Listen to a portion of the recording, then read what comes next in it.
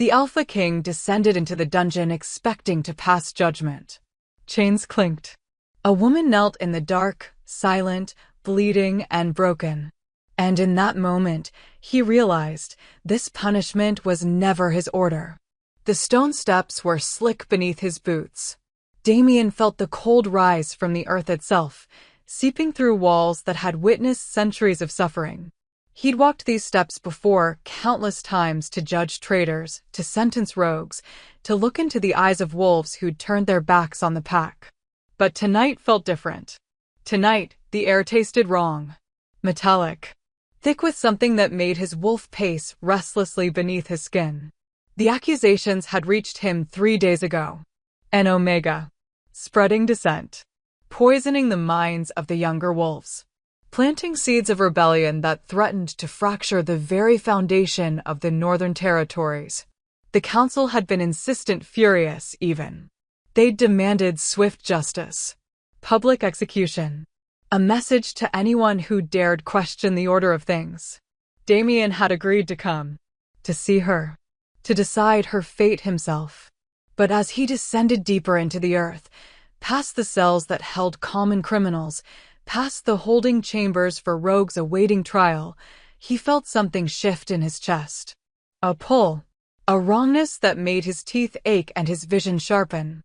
The torches along the walls flickered as he passed, casting shadows that writhed like living things. The guards who'd accompanied him from the surface had fallen silent 2 levels ago. Even they could feel it, the weight of whatever waited below. The dungeon master met him at the final landing. An older wolf, scarred and weathered, with eyes that had seen too much. He didn't speak. Didn't offer explanation or context. He simply gestured toward a corridor that branched away from the main cells, toward a section Damien had never visited. A place reserved for the most dangerous. The most damned. Damien's jaw tightened. What had this Omega done to warrant such isolation? The corridor narrowed. The walls turned from rough-hewn stone to something older, smoother, carved by hands that predated the pack's written history. Ancient symbols marked the surface, wards meant to contain power. To suppress it. Damien's wolf snarled, recognizing the magic even if he didn't understand it fully. And then he saw the door. Iron. Thick as his forearm. Covered in runes that glowed faintly in the darkness, pulsing with a rhythm that matched his own heartbeat. The dungeon master produced a key, old, ornate, wrong, and the lock turned with a sound like breaking bones. The door swung open. The smell hit him first. Blood. Old and new. Beneath it, something sweeter. Something that made every instinct in his body roar to life. His wolf surged forward, demanding control, demanding he act, but Damien forced it down. Forced himself to step inside. Forced his eyes to adjust to the deeper darkness that filled the cell. She was kneeling in the center of the room. Chains wrapped around her wrists, bolted to the floor. More chains circled her throat, her ankles. Silver. He could see the burns where the metal touched her skin, weeping wounds that should have healed but hadn't. Her head was bowed, dark hair falling forward to hide her face. She wore nothing but rags, torn, blood-stained, barely clinging to her frame. Her back was exposed. Damien's breath caught. Scars. Hundreds of them. Layered over each other in patterns that spoke of systematic torture. Ritual. Not punishment. Not discipline. This was something else entirely. But it was the marks on her shoulders that made him freeze. Symbols. Carved into her flesh and burned until they became permanent. He recognized them. Ancient pack law. Curse marks. Used only in the oldest rituals, the darkest ceremonies. They were meant to bind. To absorb. To transfer suffering from one vessel to another. His wolf went utterly still. She was a scapegoat. A living sacrifice. Damien's hands curled into fists. He turned to the dungeon master, who'd remained in the doorway. The old wolf's face was carefully blank, but Damien saw the truth in his eyes. He knew. They all knew. How long has she been here? Damien's voice came out low. Dangerous. The dungeon master hesitated. 7 months, Your Majesty. 7 months. While Damien had been managing border disputes, while he'd been traveling to allied territories, while he'd been away from the heart of his own kingdom. 7 months this woman had been chained in the dark, bearing God's new wet. Who ordered this? The question scraped out of him. The council, sire. They said she was dangerous. That she needed to be contained until you could pass final judgment. Contained. The word was bitter on his tongue. This wasn't containment.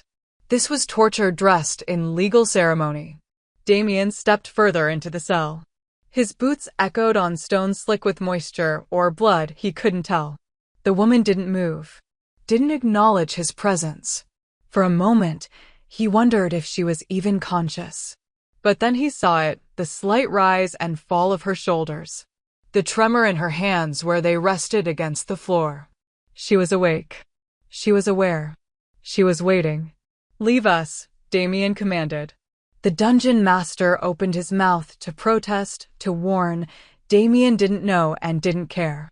The look he shot the old wolf silenced him instantly.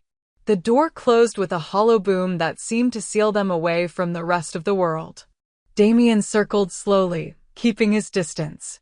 Not from fear, but because something told him sudden movements would shatter whatever fragile thing kept this woman kneeling instead of collapsed. She was held together by will alone, by something deeper than strength. He stopped in front of her, close enough to see the way her fingers curled against the stone, close enough to smell beneath the blood and silver, moonflower and frost. Omega scent. But threaded through it was something else. Something that called to the oldest parts of him. Power. Raw and unchained despite the silver wrapped around her. Look at me, he said. She didn't move. I am your Alpha King. I command you to look at me. Still nothing. But he saw her throat work. Saw her swallow against the silver collar. And then, slowly, painfully, she raised her head. Damien's world tilted. Her eyes met his. Not brown. Not gold. Not any color he'd seen in a wolf's eyes before. Silver. Like moonlight trapped in ice.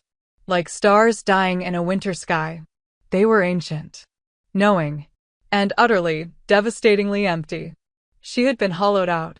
Whatever had been done to her in this cell, it had carved away pieces of her until only the framework remained. And yet she knelt there. Still breathing. Still conscious.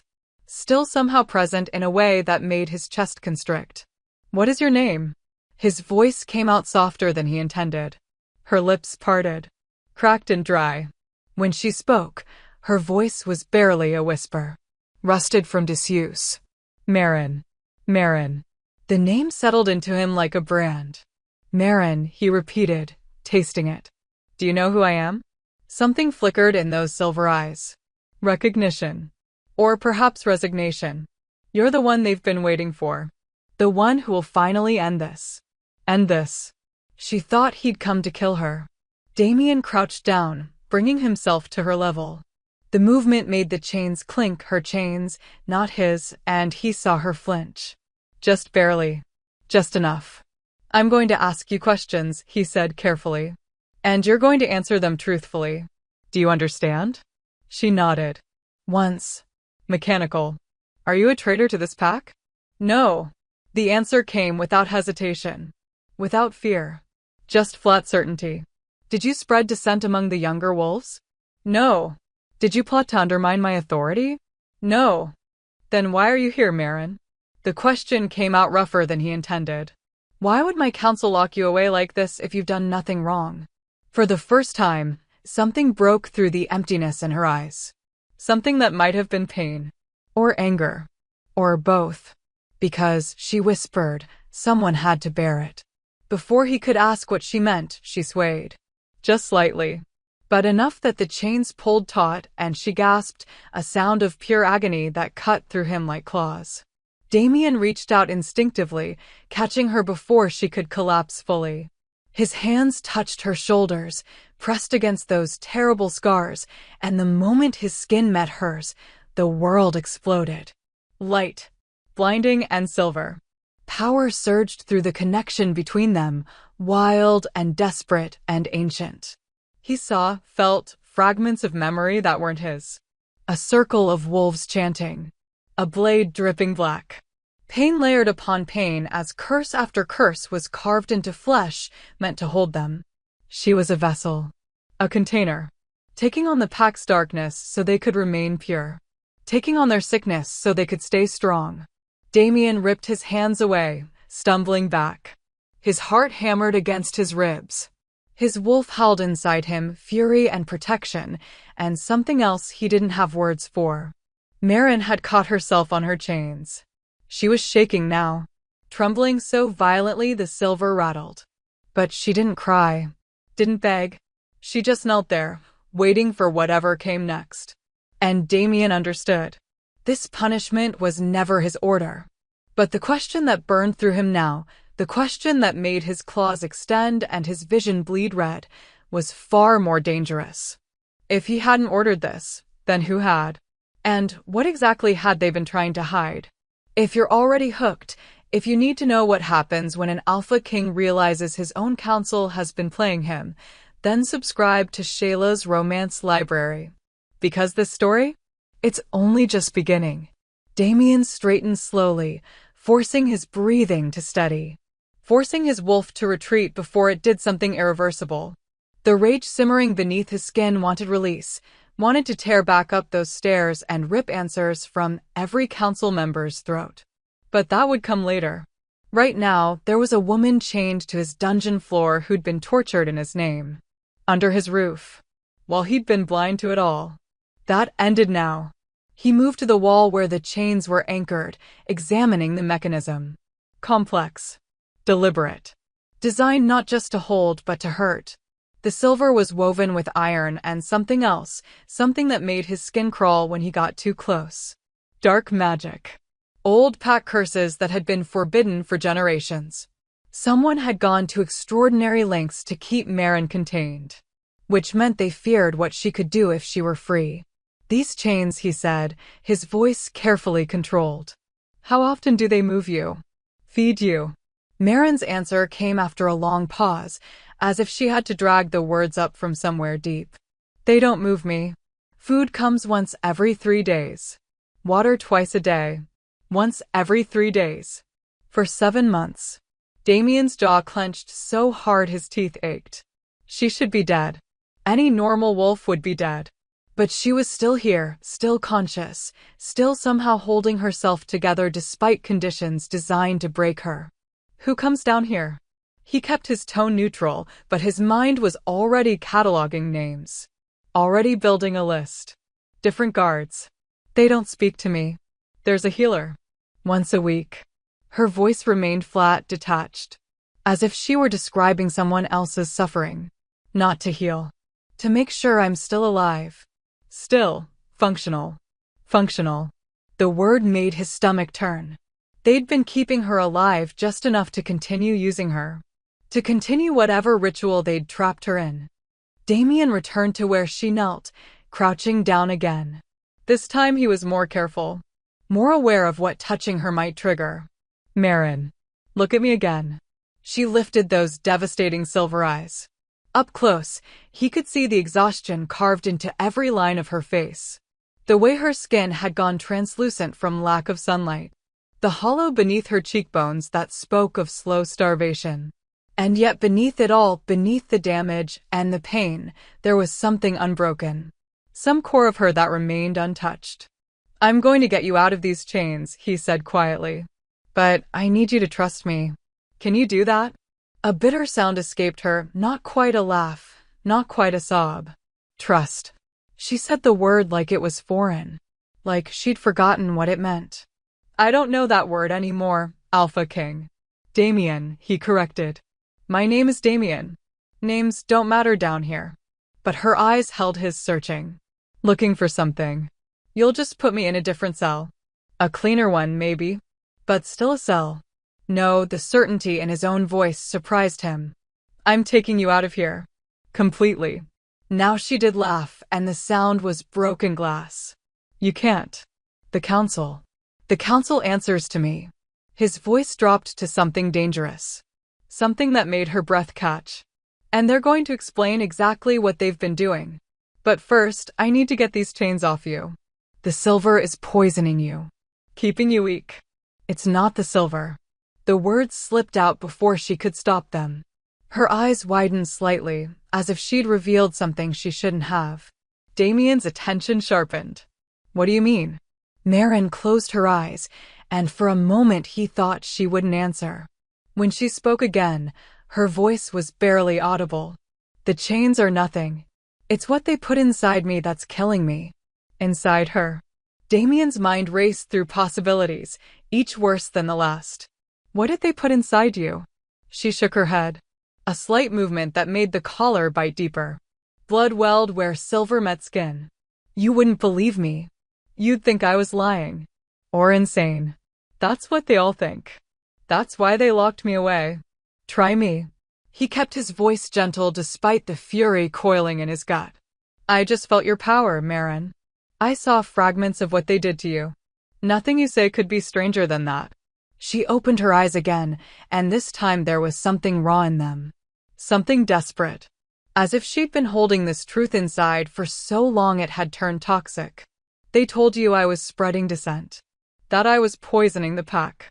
But it was the opposite. Her chains rattled as she leaned forward slightly. The pack was dying. Cursed. Sickness spreading through the bloodlines. Children born weak. Wolves unable to shift. The healers couldn't stop it. The council couldn't stop it. So they found an old ritual. An ancient one. Damien's blood went cold. Scapegoat magic. She nodded. Someone had to carry it. Someone had to take the curse into themselves so the pack could be cleansed. They needed an Omega. Someone expendable. Someone whose death wouldn't matter. Your death would matter. The words came out harder than he intended. Would it? She tilted her head, and the gesture was eerily empty. I had no family. No mate. No position of value. I was perfect for them. So they asked me. Her voice dropped to a whisper. And I said yes. The admission hung in the air between them. Damien stared at her, trying to process. You agreed to this? They told me it would be temporary. 1 moon cycle. That they'd perform the ritual, transfer the curse to me, then dispel it once the pack was cleansed. They promised I'd be honored. Protected. That I was saving lives. Her laugh was hollow. I believed them. But they didn't dispel it. No. Because it worked too well. The pack got stronger. Healthier. The sickness vanished. And they realized they could use me for more than just one curse. Why waste the vessel? Her silver eyes burned into his. So they kept me here. And every time something threatened the pack, a blood plague, a rival's curse, dark magic from enemy territories, they channeled it into me. Over and over. Month after month. Until I became a repository for every evil thing they wanted to hide. Damien felt sick. Not just angry. Actually physically ill at what she was describing. The council did this? All of them. The inner circle. 5 of them. They're the only ones who know the full truth. She swayed again, exhausted from talking. From revealing what had been done. The others just know I'm dangerous. That I need to be contained. They believe what they're told. 5 council members. Damien's mind cycled through faces. Elder Corvin. Lady Saris. Malek the treasurer. Theron, head of the guard. And Garrick, his own second-in-command. Garrick. His most trusted advisor. The one who'd been insistent he come judge this traitor personally. You're telling me, Damien said slowly, that my inner council has been using you as a magical dumping ground for 7 months. That they've been torturing you under the guise of justice. And that they expected me to execute you to hide the evidence. Yes. The simple affirmation carried the weight of 7 months of hell. Damien stood. His hands were shaking with rage, with guilt, with something else he couldn't name. He'd been played. Manipulated. They'd waited until he was away from the capital, then moved her down here. Fed him reports of a dangerous Omega spreading rebellion. Made sure he'd come back angry enough to pass judgment without asking too many questions. They'd almost succeeded. If he hadn't come down here himself. If he hadn't touched her. If he hadn't seen the truth. Damien. His name on her lips pulled him back. She was watching him with an intensity that didn't match her broken body. You can't tell them you know. If they realize I told you, they'll kill me before you can get back upstairs. The curse marks, they're bound to their magic. They can activate them remotely. Stop my heart. Collapse my lungs. All it takes is a word. Then we break the binding. He was already moving back to her, already reaching for the chains. You can't. Not without the original casters present. And if you bring them down here together, they'll know something's wrong. Damien forced himself to stop. To think. She was right. If he showed his hand too early, they'd eliminate the evidence, eliminate her, before he could act. He needed to be smart about this. Strategic. But every instinct in him was screaming to get her out of this cell.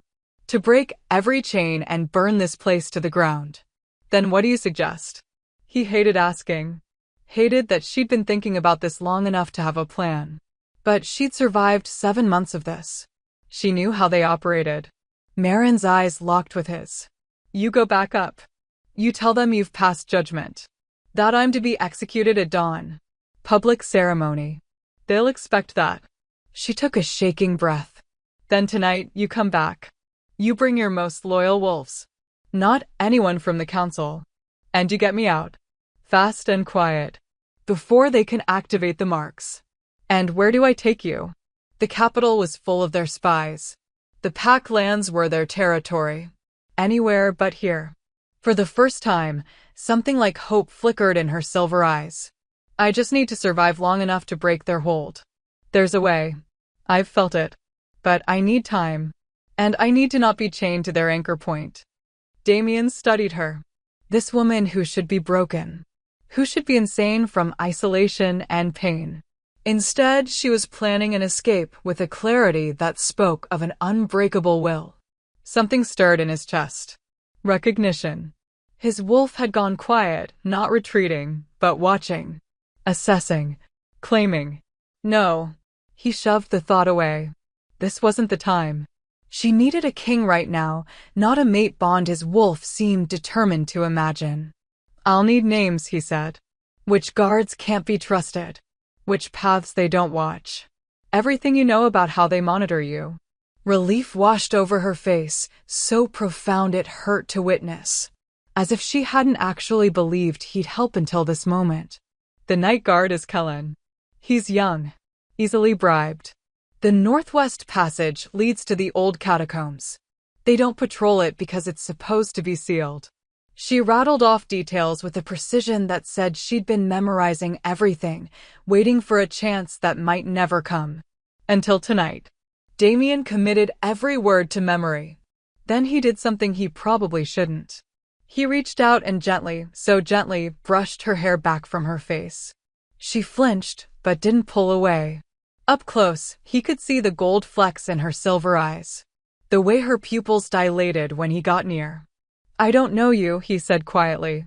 But I know what was done to you as an abomination. And I swear on my alpha blood I will get you out. Tonight. Why? The question was small. Vulnerable. Why would you risk everything for someone like me? Someone like her. Broken. Used. Considered expendable. Damien's jaw tightened. Because you are not expendable, Marin. You never were. And because whatever they put inside you, whatever curses you're carrying, we're going to find a way to remove them. Together. Tears welled in her eyes. The first emotion beyond emptiness he'd seen. She blinked them back furiously, as if crying would undo her entirely. I should go, he said, though everything in him rebelled at leaving her here. If I stay too long, they'll get suspicious. But I'll be back. Before midnight. Be ready. I'm always ready. The ghost of something fierce moved through her expression. I've been ready since the day they locked me down here. Damien stood, forcing himself to step away. To move toward the door. He knocked once, and the dungeon master opened it immediately, had probably been listening the entire time. The prisoner will be executed at dawn, Damien announced, loud enough for any listening ears. Public ceremony in the main square. Make the preparations. The dungeon master's face remained carefully blank. Yes, Your Majesty. Damien walked past him, back into the corridor. But he paused at the threshold and glanced back one final time. Marin had lowered her head again, resuming her position of defeated submission. But he saw the tension in her shoulders, the slight curl of her fingers against stone. She was a survivor, a fighter, and tonight she was going to be free.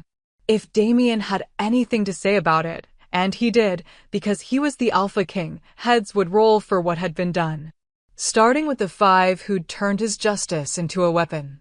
He took the stairs up 2 at a time, his mind already working through logistics. Who could he trust absolutely? Who would help him without asking too many questions? And how was he going to keep Marin alive long enough to break whatever binding held those curse marks? Because one thing was clear, the woman in that cell wasn't just an Omega who'd been used. She was something far more dangerous. And his council had been desperate enough to bury her alive. The question was, what would happen when she finally rose? The hours crawled by in the darkness. Marin kept her head bowed, her breathing measured, her body still. The guards had made their rounds twice since the Alpha King left. Each time, she'd felt their eyes on her through the slot in the door. Checking. Making sure she hadn't moved. Making sure she was still the broken thing they expected. She'd gotten good at playing broken. It was the only way to survive. But now, alone in the silence that pressed against her ears like water, she let herself remember. Let herself drift back to the girl she'd been before the cell became her entire world. Before the curse marks. Before the pain became so constant she'd learned to breathe through it like air. She'd been nobody special. That was the truth of it. Born to a lower pack family in the Outer Territories, Marin had never expected greatness. Her parents had been kind but unremarkable. Her father worked the timberlines. Her mother tended the community gardens. They'd raised her to be useful, to serve, to find her place in the pack structure and be grateful for it. And she had been grateful, content even, until the night her wolf came. Marin closed her eyes, feeling the ghost of that memory. She'd been 16. Late for a first shift, but not unheard of for Omegas. The pack had gathered for the full moon ceremony, and she'd stood among the other young wolves, waiting for the change that would mark her as a true member of the pack. It should have been simple. Painful, yes, first shifts always were, but simple. Instead, her wolf had come with silver fire. She could still feel it. The way her bones had cracked and reformed. The way her skin had split to let fur emerge. Normal. Expected. But then the light gods, the light. It had burst from her in waves, silver and cold, like moonlight given form. It had washed over the gathered wolves, and for one perfect moment, everything had gone silent. Odd. Then the screaming started. Not from pain. From fear. Because in that wash of silver light, the pack had seen things. Visions. Prophecies. Fragments of a future that shouldn't have been visible. Some had fallen to their knees, weeping. Others had run.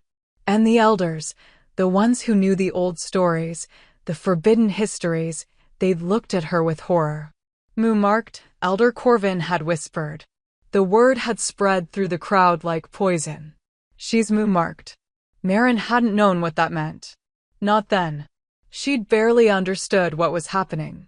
Her wolf had been beautiful, smaller than most, white as fresh snow with those same silver eyes. She'd felt powerful for the first time in her life. Complete. She hadn't realized she'd just signed her own death warrant. The pack had isolated her immediately. Not violently.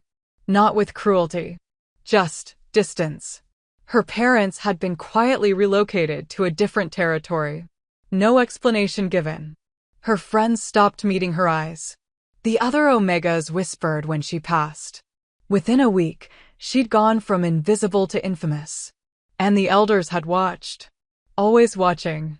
It took her months to piece together the truth from stolen conversations and forbidden texts she'd found in the pack's oldest archives. Moonmarked. A wolf touched by the moon goddess herself. Born once in a generation, maybe less. They appeared in times of great change, great upheaval. They were vessels for divine power. And throughout history, they'd been used, sacrificed, burned at stakes or drowned in sacred pools or buried alive in consecrated ground. Because that power, that connection to something older than the packs, older than the alphas, older than the hierarchy itself, it was too dangerous to let walk free. It could reshape everything. So they'd kept her, studied her. The elders had run tests disguised as training. They'd made her channel her power into crystals, into wards, into healing rituals. And she'd done it, desperate to prove she wasn't dangerous. Desperate to belong again. She'd been so stupidly naive. When the sickness came, the blood plague that started killing pups and weakening the warriors, Marin had actually felt hope. Finally, a chance to use her gift for something good. To prove her worth. When Elder Corvin had approached her with the ritual proposal, she'd barely hesitated. Save the pack. Take on their curse. Be the hero. They'd made it sound noble. The ritual itself was a blur now. Pain had a way of erasing memory. But she remembered the moment the first curse entered her. Like swallowing broken glass. Like breathing acid. Her body had convulsed, rejecting it, but the silver marks they'd carved into her skin had held it in place. Forced it to stay. And it had worked. The pack's sickness had faded. The pups had recovered. The warriors had regained their strength. Everyone had celebrated. No one had checked on her. She'd spent 3 days in her room, shaking and burning and bleeding from the inside out. When she'd finally emerged weak but alive, the elders had been waiting. With smiles. With praise. With a new proposal. Just one more curse. A small one. A rival pack had sent dark magic. Would she be willing? After all, she'd already proven she could handle it. And she'd said yes. Because what else could she do? She was moonmarked. She was meant for this. The second curse had been worse. The third, worse still. By the fourth, she'd started to understand. They weren't planning to stop. They weren't planning to dispel anything. She was too useful. Too effective. Why waste resources on complicated counter curses when they had a vessel who could just absorb it all? She'd tried to run. That's when they'd put her in the cell. For your own protection, Lady Saris had said, her voice dripping false concern. The curses are making you unstable. Dangerous. You need to be contained until we can find a cure. There was no cure. There never had been. And for 7 months, Marin had knelt in the dark while they poured curse after curse into her body. Each one layered over the last. Each one carving a little more of her away. She'd felt herself hollowing out. Felt the girl she'd been, the one who'd loved running through the forests, who'd sung while she worked, who dreamed of finding a mate and having pups, disappear piece by piece. Some nights, she couldn't remember what joy felt like. Most nights, she couldn't remember why she was still fighting to breathe. But she'd kept breathing anyway. Out of spite, maybe. Or stubbornness. Or some deep, primal part of her that refused to give them the satisfaction of breaking her completely. And now the Alpha King had come. Damien. She rolled his name through her mind, testing it. He looked at her with something she hadn't seen in months. Not pity. Not disgust. Something closer to recognition. As if he'd seen past the scars and the chains and the curse marks to something underneath. Something that still mattered. She didn't know if she could trust it. Didn't know if she could trust him. But gods, she wanted to. Because the alternative was dying here. Slowly. While the pack above her went on living, never knowing the price of their health. Never knowing what it cost to keep them strong. Marin shifted slightly, testing the chains. The silver burned, but she'd long since grown numb to that particular pain. It was the other pain, the one inside, the one that came from housing a dozen different curses that threatened to pull her under. She could feel them now, writhing in her chest like living things. Each one whispering. Each one hungry. They wanted out. And she was terrified of what would happen if she ever lost control. If the vessel cracked and all that darkness came pouring free, would she become the monster they'd always feared? Or would she become something worse? A sound in the corridor made her freeze. Footsteps. Too early for the next guard rotation. Too quiet for the dungeon master. Her heart hammered against her ribs. The door opened slowly. No announcement. No key in the lock this time. Just the soft scrape of metal and then Damien. He wasn't alone. 3 wolves flanked him, all dressed in dark clothes, all moving with the silent efficiency of trained warriors. She didn't recognize any of them, which meant they weren't from the council's guard. Good. Damien crossed to her immediately, dropping to one knee. His eyes scanned her face, checking for what? Damage? Change? She didn't know. Are you hurt? His voice was low. Urgent. Did they come back? She shook her head. No. Nothing since you left. Relief flickered across his face. Then he turned to one of the wolves, a woman with short dark hair and eyes that glowed amber in the torchlight. Brielle. The chains. The woman moved forward, pulling tools from her belt. Not keys. Something else. She studied the locks, the wards, the way the silver had been woven with darker magic. Her lips pressed into a thin line. This is going to hurt her, Brielle said quietly. The silver's been on too long. It's partially fused with the skin. And these wards, they're designed to shock if tampered with. Can you break them? Damien's question left no room for doubt. Yes, but she needs to be ready. It's going to feel like fire. Marin almost laughed. Fire. She lived in fire. What was a little more? Do it, she said before Damien could ask. Brielle nodded once, then pressed her tools against the first lock. There was a sound like breaking glass. Then light, white, and searing. The ward shattered, and pain exploded through Marin's wrist. She bit down on her tongue, tasting copper, refusing to scream. Refusing to give them, or herself, the satisfaction. The first chain fell away. Then the second. The third. Each one bringing fresh agony as the silver released its hold, as the wards broke and backlashed through her system. By the time Brielle reached the collar, Marin was shaking so hard her teeth chattered. But she stayed silent. Stayed still. The collar snapped open. And the world lurched. Without the chains suppressing her power, without the wards holding everything in place, the curses surged. She felt them rise like a tide, felt them claw toward the surface, felt her control start to slip. Damien's hands caught her shoulders. Marin, look at me. Stay with me. She forced her eyes to focus. Silver met gold. Alpha power pressed against her, not dominating but steadying, giving her something to anchor to. Breathe, he commanded softly.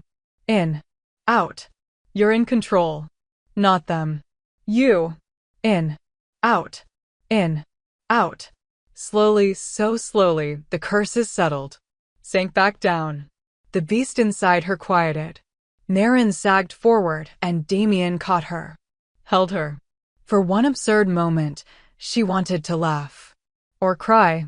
She couldn't remember the last time someone had touched her with kindness instead of clinical detachment. Can you walk? He asked. I don't know. Honest. Her legs felt like water. She wasn't sure they'd hold her weight. Then I'll carry you. He shifted, sliding one arm beneath her knees, the other around her back. The movement should have hurt, everything hurt, but somehow, cradled against his chest, it felt almost safe. We need to move fast, one of the other wolves said. Male. Dark-haired. Watching the door with predator focus. Kellen's shift ends in 10 minutes. After that, we lose our window. Damien stood, lifting her as if she weighed nothing. Northwest Passage. Lead the way, Ronan. They moved as a unit. Silent. Swift.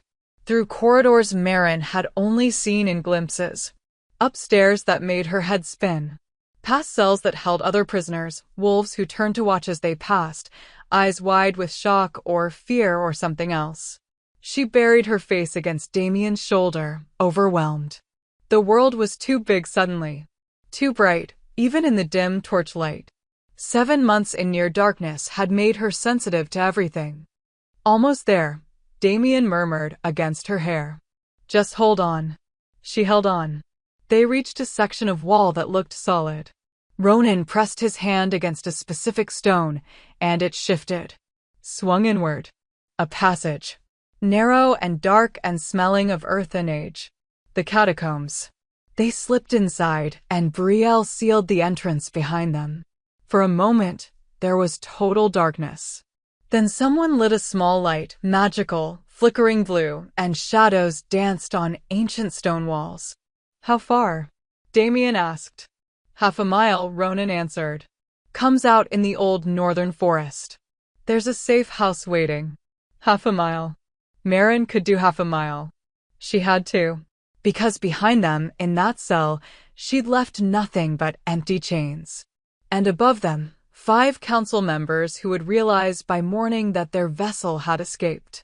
That their carefully constructed lie was about to unravel. That the Alpha King now knew exactly what they'd done. Marin closed her eyes, feeling the steady rhythm of Damien's heartbeat beneath her ear. Feeling the curse marks on her skin pulse and burn. Feeling, for the first time in 7 months, something that might have been hope. She didn't know what came next. But she knew she wouldn't face it in chains. And somehow, that made all the difference. The safe house was more ruin than refuge. It sat in a clearing deep in the northern forest, where the old pines grew so thick their branches wove together overhead, blocking out the moon. Stone walls crumbled at the corners. Moss claimed what had once been windows. But inside, someone had prepared. Blankets. Supplies. A fire already burning in the ancient hearth. Damien carried Marin through the doorway and set her down carefully on a makeshift bed near the warmth. She immediately tried to sit up, to prove she could manage, but her body betrayed her. Her legs buckled. Her vision swam. Easy. His hand steadied her shoulder. You've been chained for 7 months. Your body needs time. We don't have time. Her voice came out hoarse. Raw. They'll know I'm gone by dawn. They'll come looking. Let them look. Damien's tone carried the weight of absolute authority. This place is warded.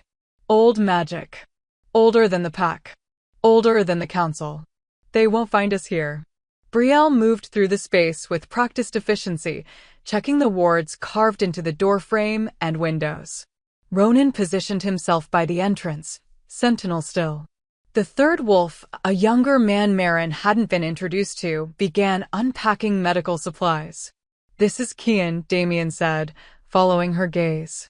He's a healer. One of the few I trust completely. Kian approached with careful movements, as if she were a wild thing that might bolt. Maybe she was. I need to examine the curse marks, he said gently. See how deep they've anchored. Is that all right? Marin nodded. What choice did she have? If the marks couldn't be removed, if the curses couldn't be extracted, then this entire escape was just prolonging the inevitable. Kian knelt beside her, his hands hovering over her shoulders where the worst of the scarring lived. He didn't touch. Not yet. Just closed his eyes and let his power extend a soft, green-gold light that felt like summer rain. His eyes snapped open. Gods above. What? Damien moved closer. What is it? There are 12 distinct curse matrices woven into her flesh. 12. Kian's voice shook slightly. I've never seen anything like this. The complexity, the layering, whoever designed this knew exactly what they were doing. These aren't just absorption marks. They're transformation marks. Transformation. Marin's stomach dropped. What does that mean? Kian met her eyes, and she saw something close to awe in his expression. Awe mixed with fear. It means they weren't just using you to hold curses. They were using you to alchemize them. To transform dark magic into something else. Something that could be harvested. The words didn't make sense. Couldn't make sense. Harvested for what? Power. Damien's voice had gone cold. Lethal. They've been siphoning your energy. The energy you generate by processing these curses. That's why the pack has been thriving. Not just because you took their sickness, because you've been converting that sickness into pure, usable magic. Marin felt the world tilt. No. They told me I was helping. You were helping. Brielle spoke from her position by the door. Just not in the way they claimed.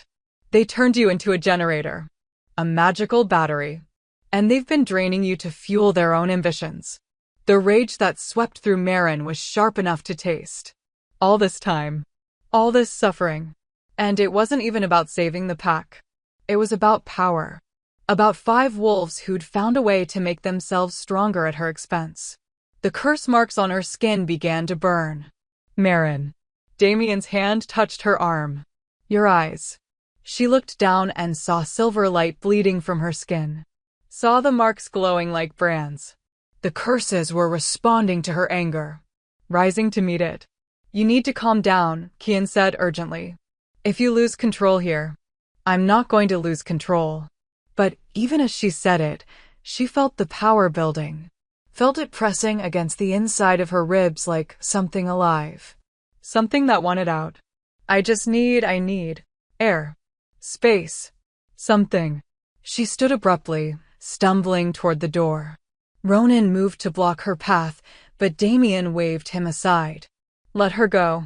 Stay close, but give her room. Marin pushed outside into the night. The cold air hit her like a shock, and she gasped, drinking it in. The forest surrounded her, ancient and watchful. She could feel the trees observing. Could feel the earth beneath her bare feet humming with old magic. She walked forward on trembling legs, putting distance between herself and the safe house. Between herself and the wolves inside who were all staring at her like she was something dangerous. Something other. Maybe she was. She reached the center of the clearing, where moonlight broke through the canopy in silver streams. And there, half buried in moss and earth, she saw it. A stone altar. Circular. Carved with symbols that made her head ache to look at. Runes in a language she didn't know but somehow recognized. The same symbols that had been carved into her cell walls. The same ones that marked her skin. This place wasn't just a safe house. It was a temple. Marin, wait, Damien's voice came from behind her, but she was already moving forward. Already drawn by something she couldn't name. Her feet found the stones as if they'd walked this path 1,000 times before. As if her body remembered what her mind had forgotten. She stopped at the altar's edge. The stone was warm beneath her touch. Alive. And when she looked down, she saw that the symbols were glowing. Responding to her presence. This place, she whispered. What is this place? Damien approached slowly. Carefully. The Temple of the First Moon. One of the oldest sites in the territories. It was here before the packs. Before the Alphas. Before any of us. Why did you bring me here? Because I didn't know where else to take you. And because, he hesitated. Because the old texts say this place calls to those who are moonmarked. That it recognizes them. Protects them. Moonmarked. That word again. The curse that had followed her since her first shift. Marin placed both palms flat on the altar. The moment her skin touched stone, light exploded. Silver and blinding. It shot up from the altar in pillars that reached toward the sky, illuminating the entire clearing. The runes blazed. The forest went utterly silent. And Marin heard a voice. Not out loud. Inside. In that place where her wolf lived. In that space between thought and instinct. Daughter of the moon. Bearer of curses. We have waited. Who? Her voice cracked. Who's there? We are the first. The mothers. The ones who walked before words were written. Before packs were formed. Before power was stolen and hoarded. The light coalesced. Shaped itself into forms that were almost, but not quite human. Feminine. Flowing. Made of moonlight and memory. Damien had gone to his knees, head bowed. Brielle, Ronan, and Kian had emerged from the safe house and dropped into similar positions. Reverence or fear, Marin couldn't tell. You have been marked, daughter. Chosen. Not by them, by us. The council found you and used you because they sensed what you carried. But they understand nothing of what you truly are. Then tell me. Marin's voice shook. Tell me what I am. Because I don't know anymore. I don't know if I'm a victim or a weapon or a monster waiting to happen. The figures drifted closer. One reached out a hand that was more light than flesh and touched Marin's forehead. You are the vessel of transformation. Born once in 1,000 moons. You do not merely hold darkness, you change it. Purify it. Return it to source. You are the moon's own alchemy. Then why does it hurt so much? The question came out broken. Desperate. Why does it feel like I'm dying? Because they have twisted your gift. Forced it to serve their greed instead of its true purpose. The curses they placed within you were never meant to stay. They were meant to pass through. To be transformed and released. But they have dammed the flow. Made you a prison instead of a river. How do I undo it? Damien spoke from his position on the ground. How do we break what they've done? The figures turned their attention to him. Marin felt their regards sweep over the Alpha King, measuring, assessing. You are not Mu-marked, King of Wolves. But you are bound to her now. The moment you touched her in that cell, the moment you chose to save her, you tied your fate to hers. Do you understand what that means? Damien lifted his head, met the being's gaze without flinching. No, but I don't care. Tell me how to help her. She must release what she has been holding. All of it. At once. It will destroy her, unless she has an anchor strong enough to hold her through the transformation. Someone who can share the burden without being consumed. Me. Damien stood. I'll be her anchor. No, Marin turned to face him. You don't know what you're offering. The curses inside me, they're not just sickness. They're concentrated evil. Malice and rot and every dark thing the council wanted to hide.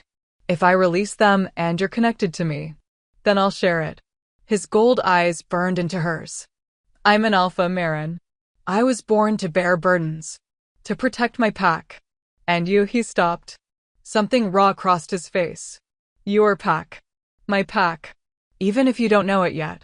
The moon's spirits hummed with what might have been approval. The bond must be forged in intention. In sacrifice. In truth. Alpha King, if you do this, you will be changed. The darkness will mark you as it has marked her. Are you willing?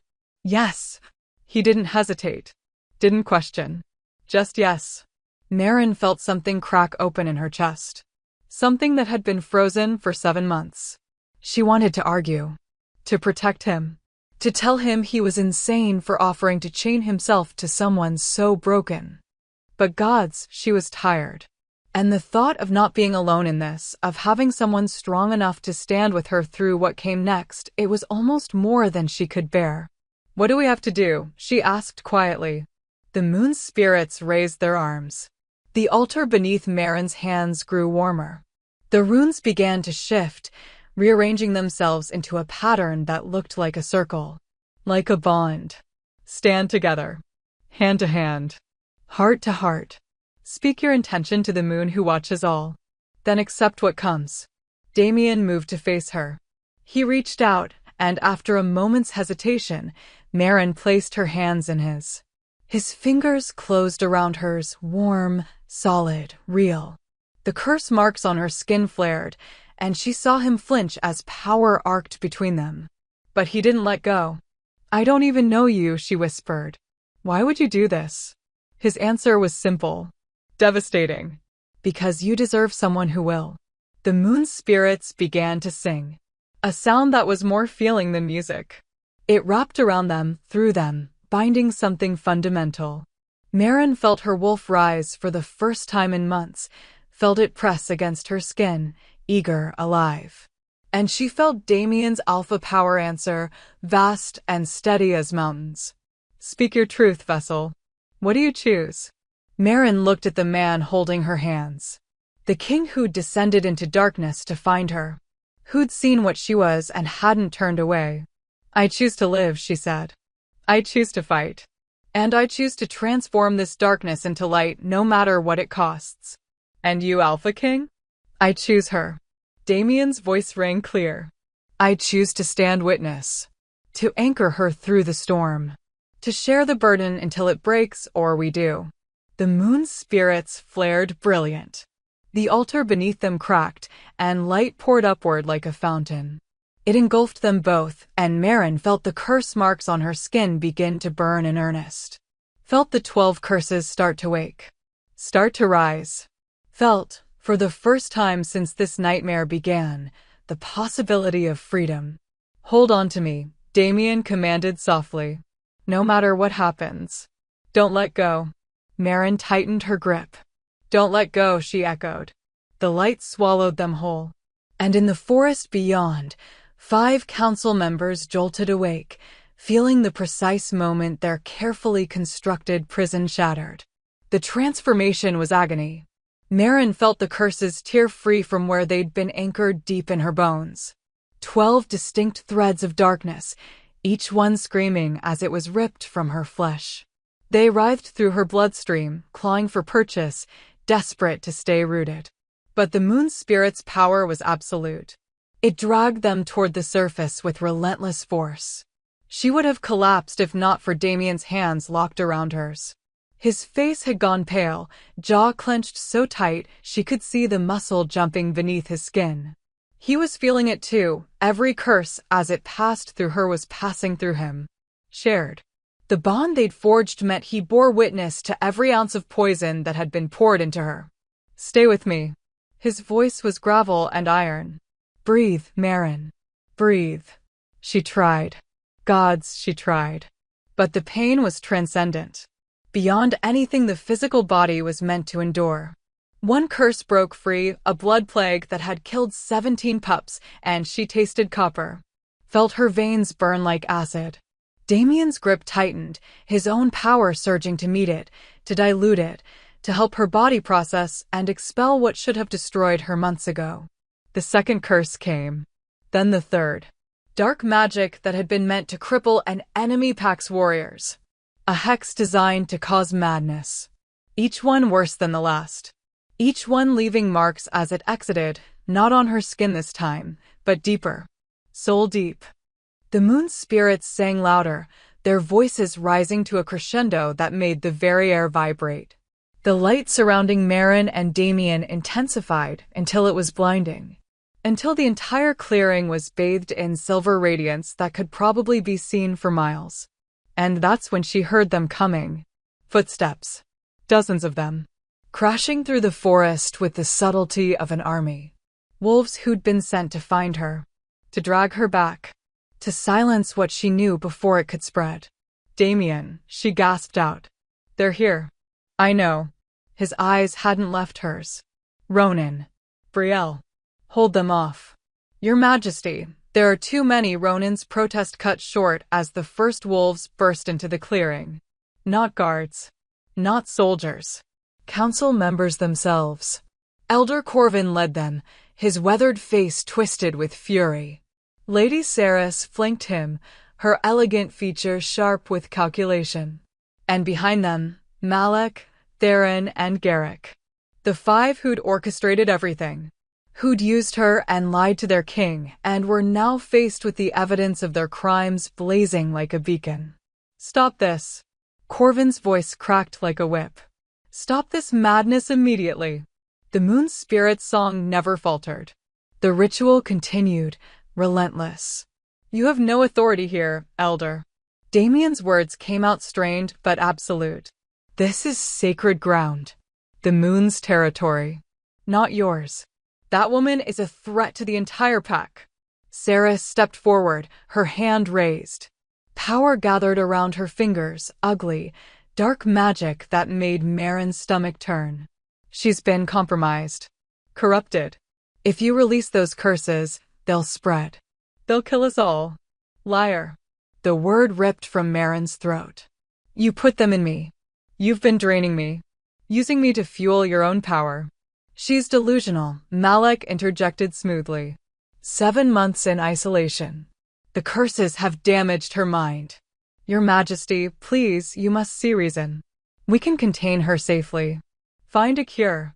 But this, he gestured at the blazing light. This will destroy her.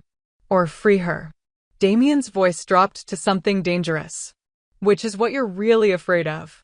That she'll survive. That she'll tell the truth. That everyone will know what you've done. Garrick, Damien's own second-in-command, stepped forward. His face was carefully neutral, but Merrin saw the calculation in his eyes. My king, I beg you to reconsider. The council acted in the pack's best interest. Sometimes difficult choices must be made. You're done speaking. Damien's alpha command hit like a physical blow. Garrick stumbled back, his wolf forced into submission. All of you. You committed treason. You tortured an innocent member of this pack. You manipulated your alpha king. And you did it all for power. For the pack's survival. Corvin's composure cracked. The territories are unstable. Other alphas grow bold. We needed strength. She was willing. I was lied to. Merrin's shout echoed across the clearing. Another curse tore free. This one had been harvested from a dying land, poison meant to rot crops and starve populations. She screamed as it burned through her, but the moon's spirits caught it, transformed it, released it as pure energy that dissipated into the night sky. 9 curses down. 3 to go. We don't have time for this, Brielle said urgently. They brought reinforcements. I count 20 wolves in the tree line. All armed. 20. Against the 4 of them. Even with Damien's alpha power, those odds were impossible. We just need to hold them until the ritual completes, Kian called out. He'd positioned himself between the altar and the advancing council members, his healer's magic already weaving defensive wards. 5 more minutes. Maybe less. 5 minutes might as well be 5 hours. Theron, head of the guard, drew a blade. Silver. Designed to kill shifters. Your Majesty, I'm sorry, but we cannot allow this to continue. For the good of the pack. The good of the pack? Damien's laugh was bitter. You keep using those words. I don't think you know what they mean. The 10th curse broke free. This one was different.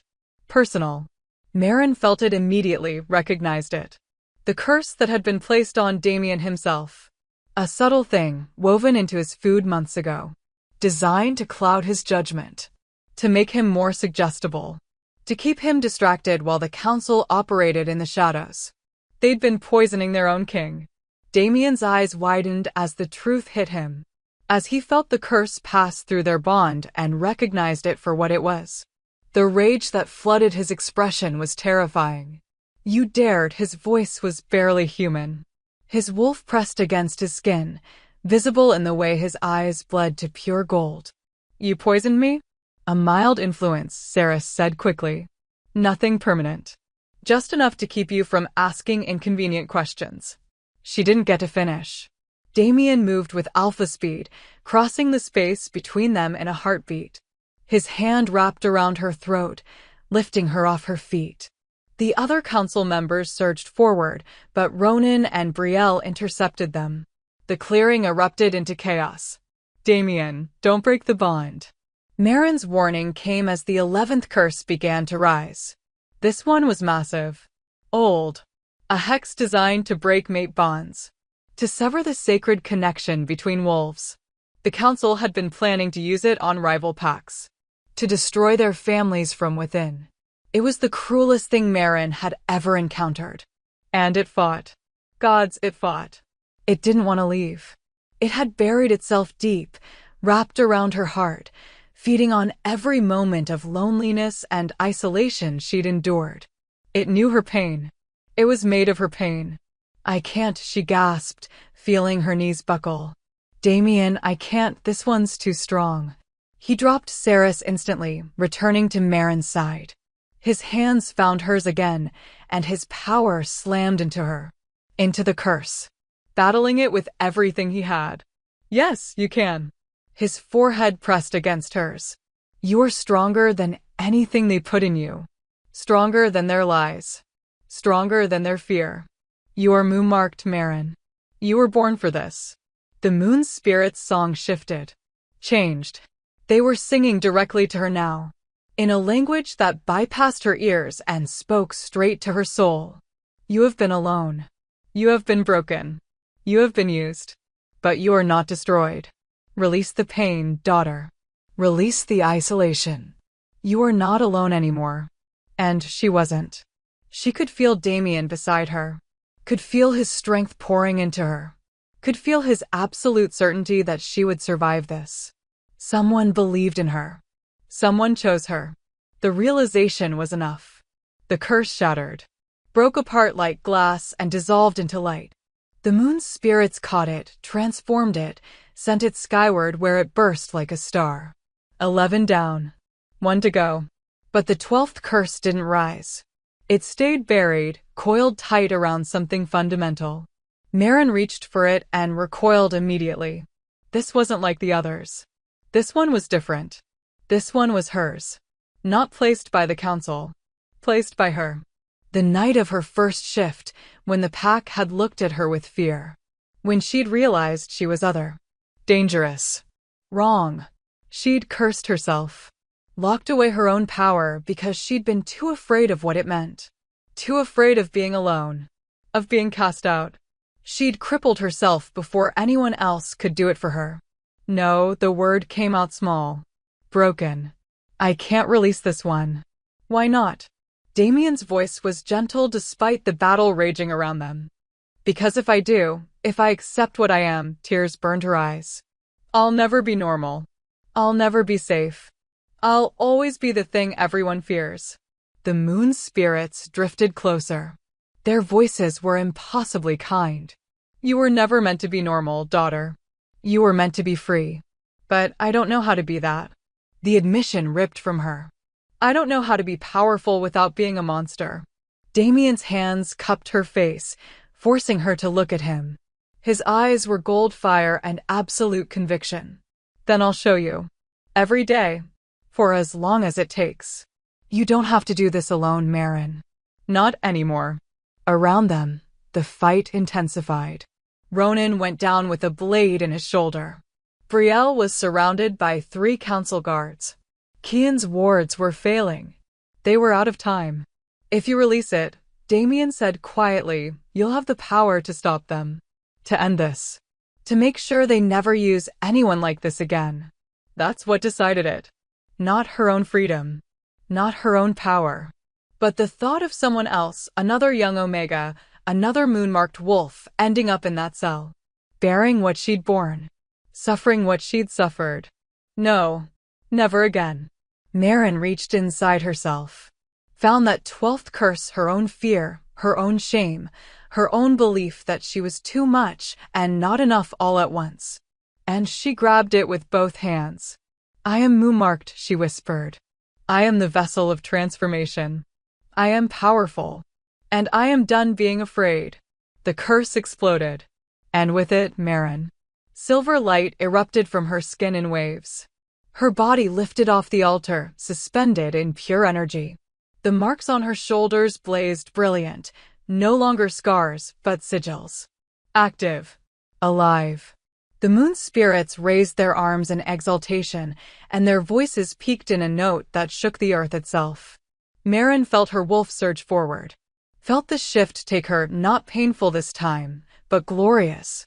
Her bones reformed. Her body changed. And when she opened her eyes, the world was sharper. Clearer. More. She stood on 4 legs, white fur gleaming like snow. But she was larger than any Omega should be. Larger than most betas. And when she looked at her reflection in a puddle nearby, she saw those silver eyes burning with power that could reshape the world. The entire clearing went silent. Every wolf, friend and enemy alike, had frozen. Staring. Because what stood before them wasn't just a moon-marked wolf. It was a moon wolf. The first seen in 1,000 years. Maren threw back her head and howled. The sound shattered every ward. Every binding. Every piece of dark magic the council had woven through the packlands. It rolled out in waves, cleansing, purifying, transforming. And in the capital, miles away, every wolf who'd benefited from her suffering felt the truth slam into them like judgment. The council members in the clearing fell to their knees. Not in submission. In pain. The magic they'd stolen, the power they'd siphoned, it was being ripped away. Returned to source. Returned to her. Corvin looked up at Marin, his face ashen. What are you? Damien shifted, his own wolf rising. Massive. Golden. He moved to stand beside her, shoulder to shoulder. She's justice, he said simply. And you're going to answer for every single thing you've done. The council members were bound in silver and dragged away by dawn. Marin watched from the temple steps as Ronan and a contingent of loyal guards escorted them back toward the capital. Corvin walked with his head bowed. Saris kept trying to speak, to explain, to justify. Garrick met Damien's eyes once, a look of bitter regret, before turning away. They would face trial. Public judgment. The pack would know everything. But that would come later. For now, Marin stood in her human form, wrapped in a cloak Brielle had provided, and tried to understand what had happened to her body. To her power. To everything. The transformation had left her changed. She could feel it in the way her senses had sharpened, every sound crystal clear, every scent distinct. She could feel the pulse of magic in the earth beneath her feet. Could sense the wolves in the forest, their emotions like distant songs. And the curse marks on her skin, they no longer burned. They'd become something else. Channels. Pathways for power to flow through instead of being trapped. She was no longer a prison. She was a conduit. You should rest. Damien's voice came from behind her. He'd remained in wolf form through the night, guarding the perimeter while Kian tended to Ronan's injury and Brielle reinforced the temple's wards.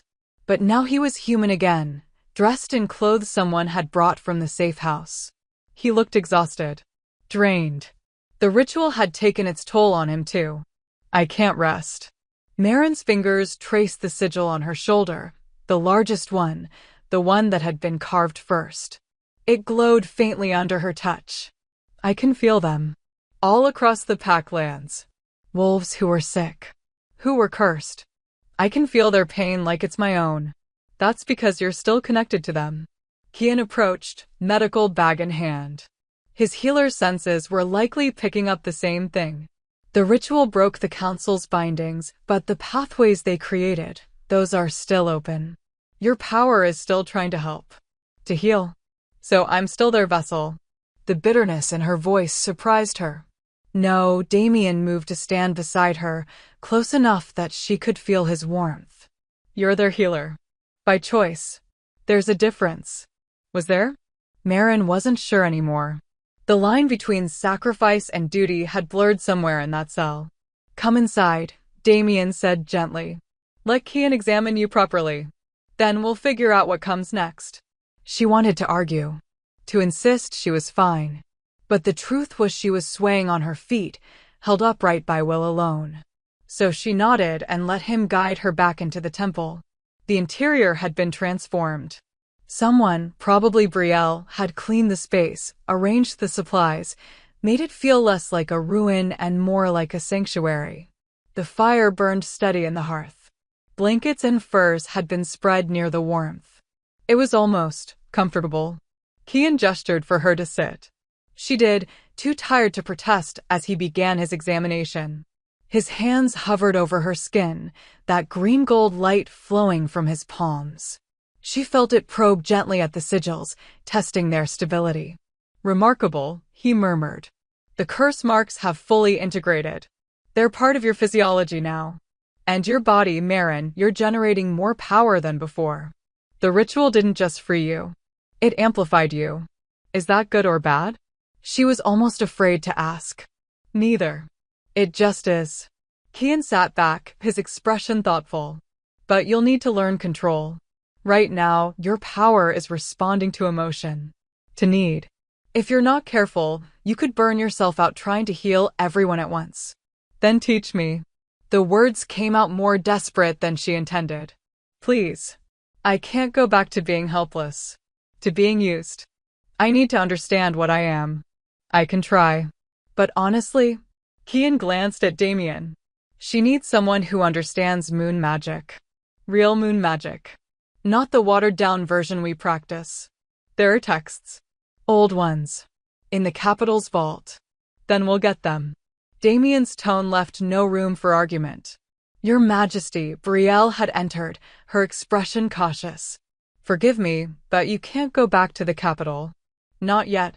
The council's arrest will cause upheaval. Questions. Accusations. Half the pack won't believe what happened. They'll think you've been compromised. That she a gesture toward Marin. Has enchanted you. Of course they would. Marin felt something cold settle in her stomach. She'd gone from prisoner to threat in the span of a night. The pack would fear her even more now. Especially once they learned what she'd become. Then what do you suggest? Damien asked, though his jaw was tight. Give it time. A few days. Let the truth spread naturally. Let people see the council members' crimes. Meanwhile, Brielle looked at Marin. You stay here. Hidden. Safe. Until we know how the pack will react. So I trade one cell for another. Marin's laugh was hollow. It's not a cell if you can leave. Damien's voice was firm. No one is imprisoning you, Marin. But Brielle's right. The pack is unstable. And there are wolves who benefited from the council's schemes. Who won't want the truth exposed? Until we know who we can trust. I should hide. She finished the sentence, understanding even as she hated it. Fine. I'll stay. The silence that followed was heavy. Uncomfortable. Brielle excused herself to check the perimeter. Kian gathered his supplies and murmured something about preparing healing drafts. And then it was just Marin and Damien, alone in the firelight. He sat down beside her. Not too close, but close enough that she was aware of him. Of the way his presence seemed to fill the space. Alpha power, yes. But something else too. Something that made her wolf press against her skin, curious. Interested. I meant what I said, Damien spoke quietly. During the ritual. About choosing you. Marin's throat tightened. You don't even know me. Maybe not. But I know what you've survived. I know your strength. Your courage.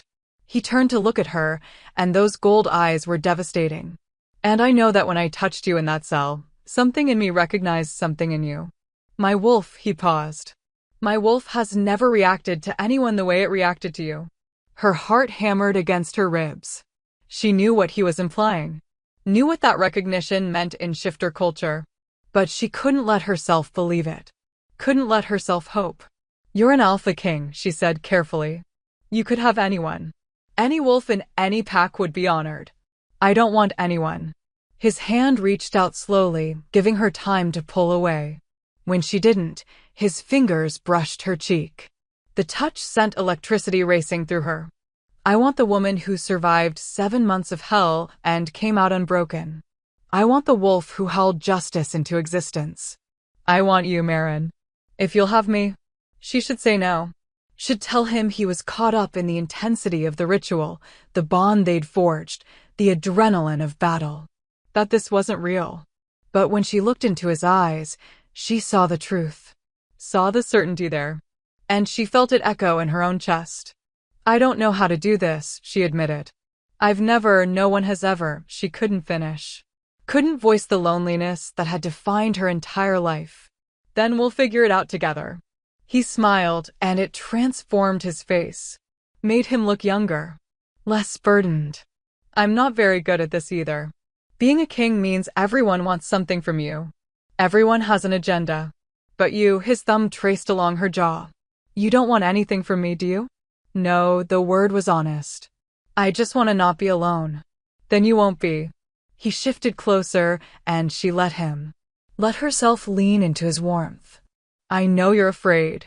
I know trusting someone after what was done to you is nearly impossible. But I'm asking anyway. Give me a chance, Marin. Let me prove that not everyone will hurt you. She closed her eyes, feeling tears threaten again. When had she become someone who cried so easily? 7 months in that cell, she hadn't shed a single tear. But now, faced with kindness, with care, she was falling apart. I'm broken, she whispered. Damaged. What if I can't be what you need? You're not broken. His voice was fierce. You're healing. There's a difference. And I don't need you to be anything except yourself. Herself. Marin wasn't even sure who that was anymore.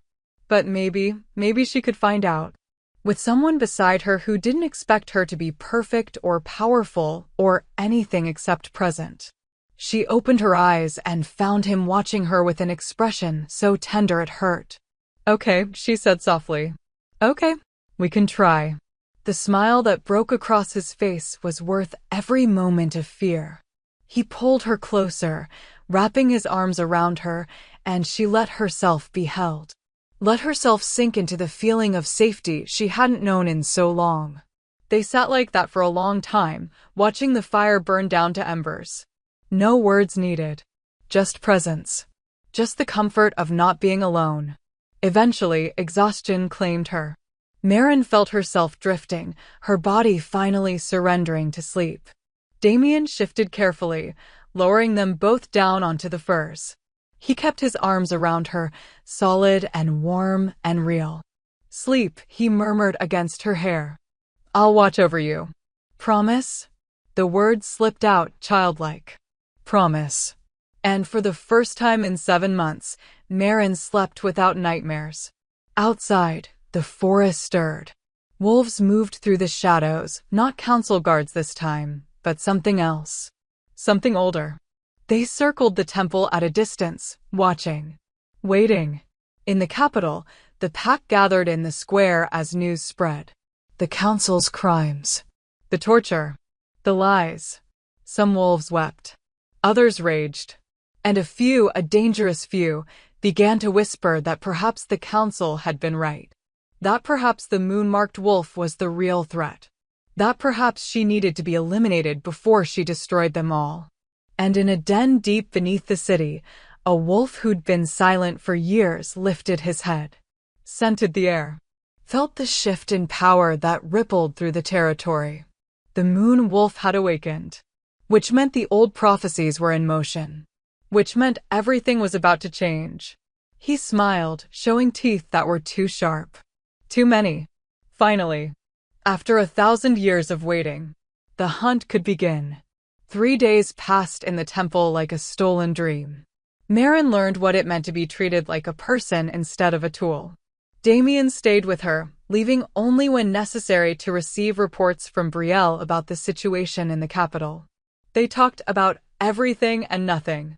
About his childhood as an Alpha's heir, the weight of the crown he'd inherited too young.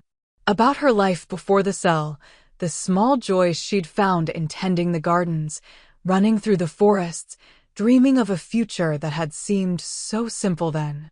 Kian brought her the ancient texts, and together they studied the moon magic flowing through her veins. She practiced channeling it, learning to direct instead of suppress. Learning that power didn't have to be destructive. That she could heal without harming herself. That transformation could be gentle. And at night, when the fire burned low, Damien held her. Just held her. No expectations. No demands. Just the comfort of presence. Of not being alone. It was the most peace Marin had known in her entire life. Which should have been her first warning. Peace never lasted. The morning of the 4th day, Brielle arrived at dawn with news. Her face was grim, her movements sharp with tension. The pack is demanding answers, she said without preamble. They want to see her. The council members are screaming for a trial, claiming they're innocent. And there are wolves, influential wolves, saying the whole thing is a lie. That you've been bewitched. Damien's joy tightened. Who? Lord Stellan. Elder Talia. And, Brielle hesitated. Your uncle. Lord Valen. Marin felt Damien go rigid beside her. His uncle. She'd heard him mention Valen once, his father's brother, who'd stepped aside when Damien took the throne. Who'd supported him publicly, but always seemed to be waiting for something. Valen is calling for my removal, Damien said flatly. Not a question. He's calling for an emergency council session. Says you're unfit to rule if you can be so easily manipulated. He's gathering support.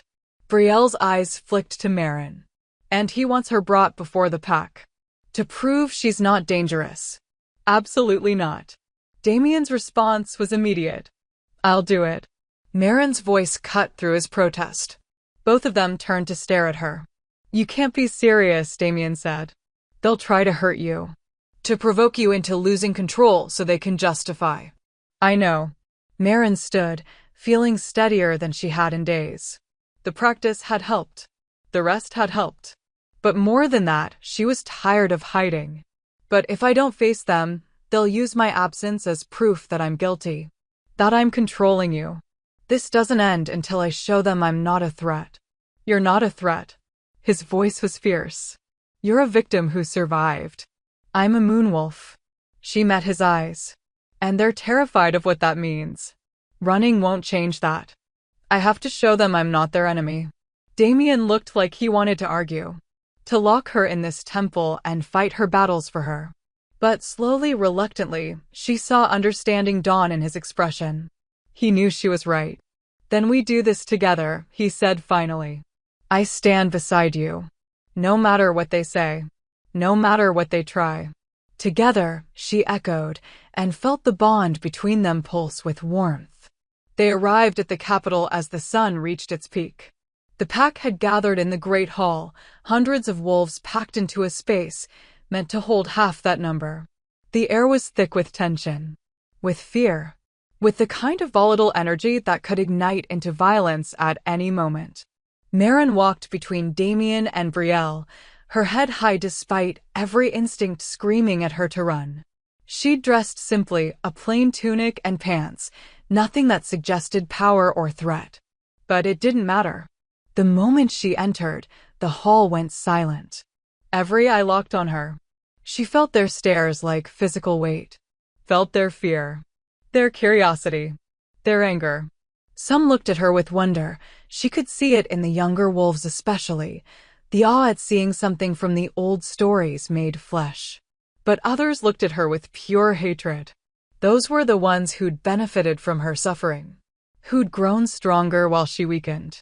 Who'd never asked questions about the cost of their health. Lord Valen stood at the head of the room, positioned where the Alpha King should be. He was older than Damien, silver threading through his dark hair, lines carved deep around his eyes. But he stood straight, powerful, every inch the alpha he'd been born to be. Nephew, he said, his voice carrying across the hall. How generous of you to join us.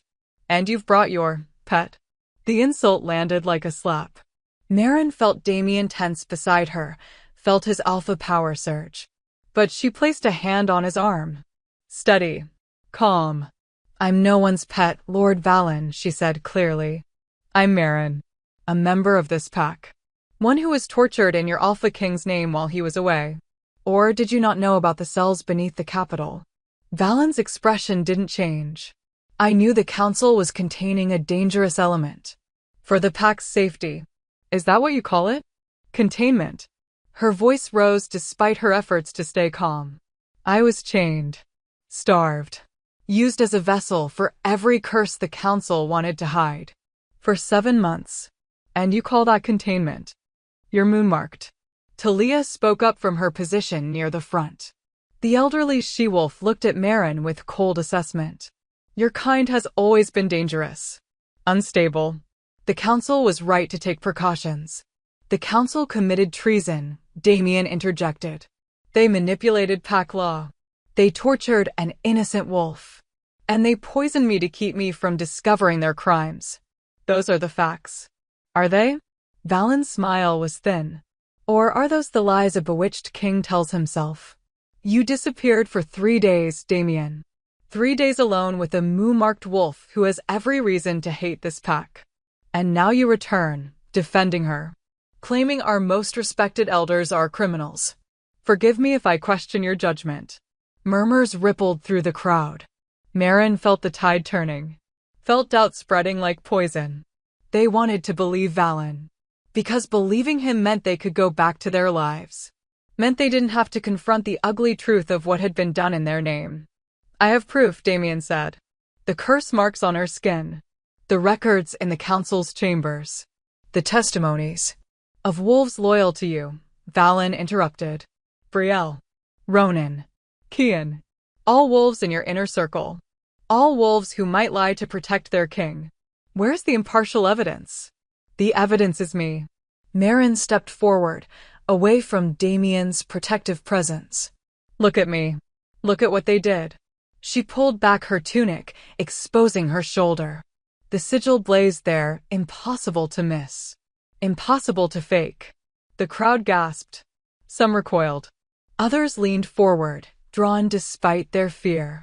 These marks were carved into my flesh, she said, her voice steady now. Each one represents a curse the council channeled through me. A blood plague. A madness hex. Dark magic meant to destroy rival packs. They made me a weapon. A battery. And they drained me to fuel their ambitions. Or, Valen said smoothly, those marks are exactly what we feared. Proof that you've been corrupted. That you're now a carrier for darkness that could infect us all. The logic was twisted. Sick. But Marin saw it land. Saw wolves nodding. Saw the fear in their eyes intensify. If I wanted to hurt this pack, she said quietly, I could have done it already. The power I carry now, after the ritual, I could level this entire hall with a thought. But I haven't. Because I'm not your enemy. Then prove it. Stellan, a broad-shouldered alpha with eyes like ice, stepped forward. Prove you can control that power. That you won't lose yourself to it. How? The question came out sharper than she intended. Stellan's smile was predatory. Fight me. Here. Now. Show us you can face a challenge without resorting to your moon magic. Show us you're still a wolf, not a monster. It was a trap. Marin knew it immediately. If she refused, they'd call her a coward. Proof she couldn't control herself. If she accepted and lost, they'd use it as evidence she was weak. Unfit. And if she won, especially if she won using her power, they'd claim she was too dangerous to live. She's not fighting you. Damien's voice was ice. This isn't a trial. It's a witch hunt. Then she has something to hide. Valen's expression was triumphant. You see? Even her so-called mate knows she can't be trusted. I'll do it. Marin's words cut through the rising noise. She looked at Stellan, then at Valen, then at the crowd of wolves all watching her with judgment in their eyes. I'll fight. But not because I have to prove anything to you. Because I want you to see that I'm not afraid. That I won't be bullied. Not anymore. Damien grabbed her arm. Marin, don't. I have to. She met his eyes, willing him to understand. This is the only way to end the doubt. Let me do this. She saw the conflict in his expression. The desperate need to protect her warring with the knowledge that she was right. Finally, reluctantly, he nodded. If he hurts her, Damien's warning was directed at Valen. If anyone interferes, no one will interfere, Valen assured him. This will be a fair fight. Witnessed by all. The crowd parted, forming a circle in the center of the hall. Stellan stepped into it, already beginning to shift. His bones cracked. His body reshaped. Within seconds, a massive gray wolf stood where the man had been. He was easily twice Marin's size when she was in wolf form. Battle-scarred. Powerful. She was supposed to be afraid. Instead, she felt calm settle over her like a cloak. She'd survived 7 months of torture. She'd faced the darkness inside herself and come out whole. One alpha wolf was nothing compared to that. Marin shifted. The transformation came easier now. Smoother. Her white fur gleamed in the light streaming through the hall's windows. Her silver eyes locked on Stellan. She was smaller, yes. But she'd learned something in that temple. Something the old texts had taught her. Power wasn't about size. It was about purpose. Stellan lunged without warning. Fast. Brutal. Aiming to end this quickly.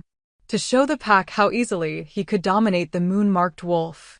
Marin dodged. Barely. His jaws snapped closed where her throat had been a heartbeat before. She pivoted, using her smaller size to slip beneath his guard. Her teeth found his leg, not deep enough to maim, just enough to sting. To prove she could hurt him. Stellan snarled and spun, faster than something his size should move. His paw caught her shoulder, sending her skidding across the floor. Pain lanced through her. The crowd cheered. They wanted blood. Wanted to see the moon-marked wolf brought low. She rolled to her feet, feeling her power rise in response to the threat. The sigils on her skin, visible even through her fur, began to glow. No. She forced the power back down. She'd promised to fight without moon magic. She wouldn't break that promise. But Stellan saw the glow. Saw what she was suppressing. And he smiled. Then he cheated. He reached into his belt, still visible where it hung on his wolf form, and pulled something free. A charm. Dark magic rippled from it, and suddenly the air around Maren felt thick. Heavy. Her movements slowed as if she were moving through water. A binding hex. Illegal in sanctioned fights. But no one stopped him. No one called foul. Because they wanted her to lose. Wanted her to break. Wanted any excuse to justify destroying her. Stellan charged again. This time, Maren couldn't dodge fast enough. His weight slammed into her, driving her to the ground. His jaws closed around her throat, not biting down, not yet. Just holding. Proving he could kill her whenever he chose. The crowd roared approval. And in that moment, pinned beneath a wolf who'd cheated, surrounded by a pack that wanted her dead, with Damien's anguished shout barely audible over the noise, Maren understood. This was never about proof. Never about justice. They'd already decided what she was. Monster. Threat. Other. And nothing she did would ever change that. The realization should have broken her. Instead, it freed her. She stopped fighting the power. Stopped trying to be what they wanted. And she let the moon magic rise. Silver light exploded from her body. Stellan was thrown back, the binding hex shattering like glass. Maren stood, her form wreathed in radiance that made the wolves nearest her stumble back, shielding their eyes. You wanted to see what I am? Her voice echoed, human and wolf at once, layered with something ancient. Fine. Look. The sigils on her skin blazed brilliant. The air itself seemed to shimmer. And for just a moment, one perfect, terrifying moment, the pack saw her as she truly was. Not a monster. A force of nature. Power incarnate. The moon goddess's chosen. Then Valen moved. Fast. Too fast. He'd been waiting for this. Waiting for her to reveal herself.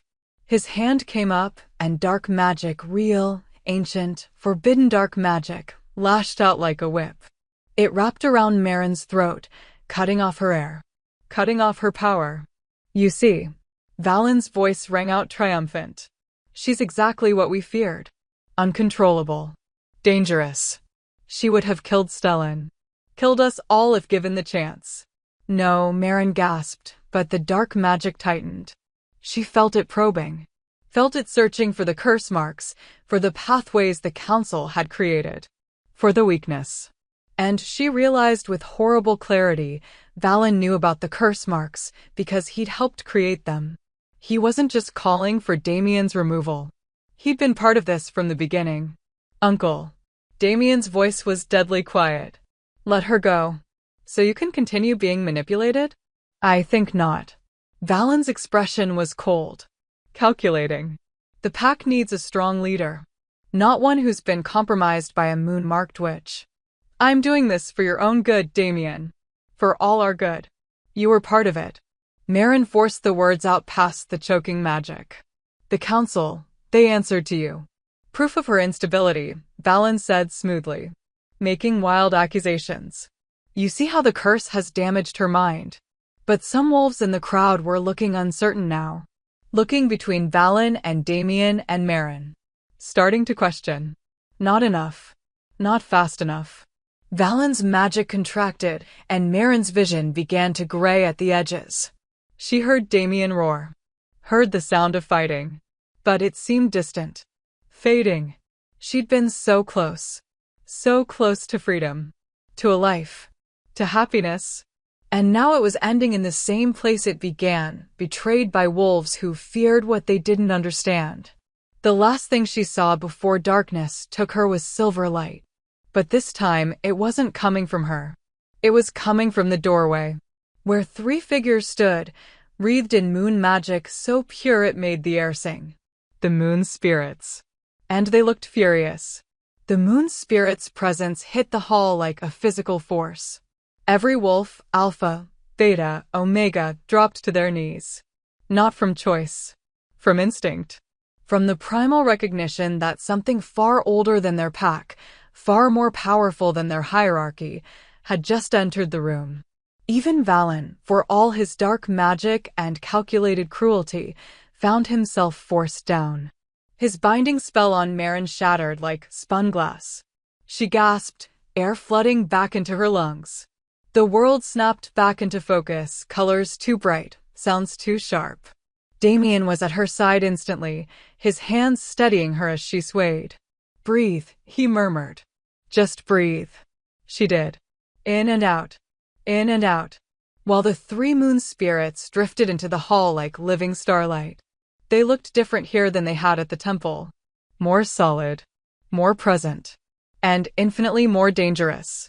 The one in the center, the tallest, fixed her attention on Valen where he knelt, his expression twisted between fury and terror. "You dare." The spirit's voice wasn't sound. It was feeling. It reverberated through every wolf in the hall, bypassing ears to speak directly to souls. "You dare use our daughter's gift against her. You dare pervert sacred magic for your ambition. You dare harm the one we have chosen." "I was protecting the pack," Valen started. Silence. The command cracked like thunder. Valen's mouth snapped shut, his own voice stolen from him. The spirit turned to address the hall. To address every wolf who'd stood by. Who'd cheered for Maren's defeat. Who'd believed the lies because believing was easier than facing the truth. For 1,000 years, we have watched. We have waited. We have seen packs rise and fall, alphas claim and lose power, territories shift and change. And we have grieved. Grieved for what you have forgotten. For what you have lost. The second spirit drifted forward, her form shifting like moonlight on water. "Once, wolves were our children. Our blessed. We walked among you. Guided you. Taught you to transform not just your bodies, but your spirits. To use the gift of change for healing. For growth. For connection. But over time, you forgot. You turned our gifts into weapons. Our blessings into curses. You built hierarchies of dominance instead of circles of care." The third spirit, smaller, younger somehow, spoke with a voice like wind through leaves. "And when we sent our marked ones, those born with the old connection, the pure channel to our power, you killed them. Every single one. For generations.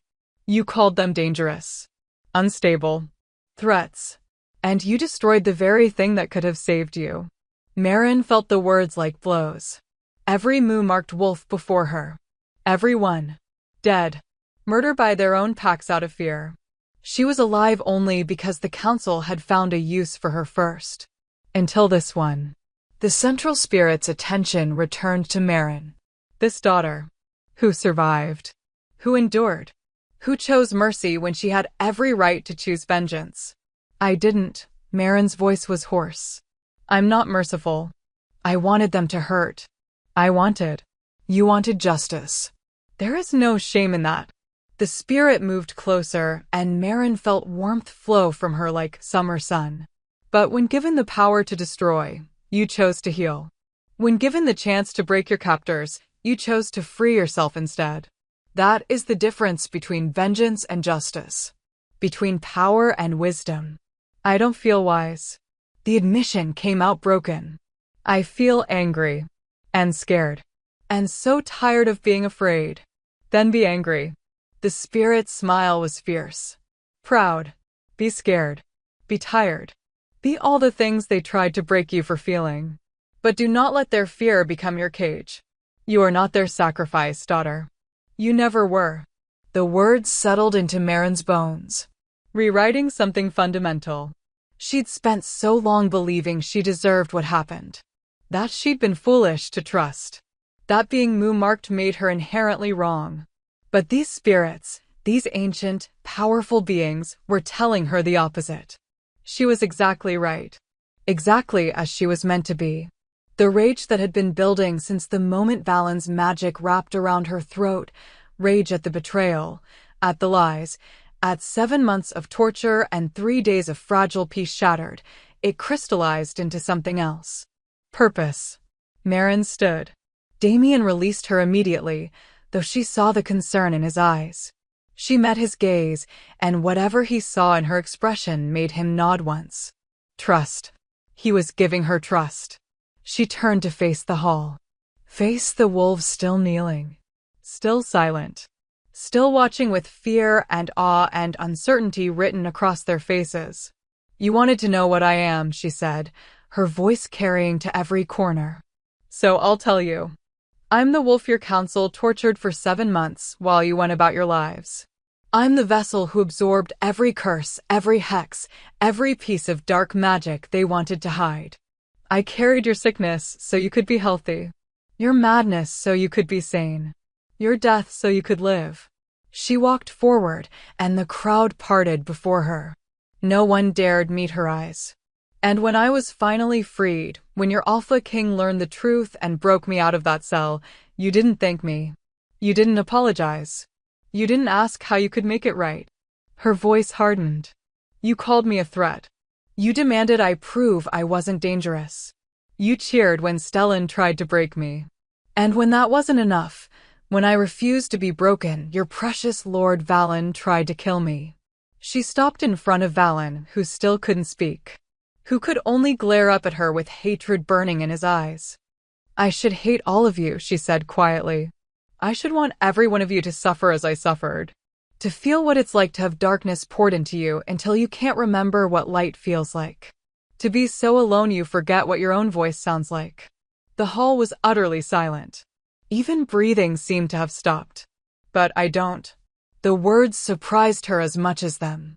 Because I understand now. You're not evil. You're just afraid. Afraid of change. Afraid of power you can't control. Afraid that if someone like me exists, it means everything you've built, all your hierarchies and rules and comfortable lies, might not matter as much as you thought. She felt the moon's spirits behind her, their approval like warm light on her back. So here's what's going to happen. Marin's voice strengthened. The council members who tortured me will face trial. Public. Transparent. Every wolf in this pack will hear what they did. And Lord Valen, she looked down at him, will join them. Because he wasn't just complicit. He orchestrated it. Valen's eyes widened. He shook his head frantically, still unable to speak. Oh yes. Marin smiled, and it wasn't kind. I felt your magic. Recognized it. You weren't just covering for the council. You were using my power. Siphoning it for yourself. That's how you've stayed so strong despite your age. That's how you've gathered so many loyal wolves. You've been feeding off me like a parasite. Gasps rippled through the crowd. Wolves turned to look at Valen with new eyes. With dawning horror and disgust. And when Damien got too close to the truth, when he started asking questions, you tried to remove him. Used me as the excuse. Turned the pack against him so you could take the throne.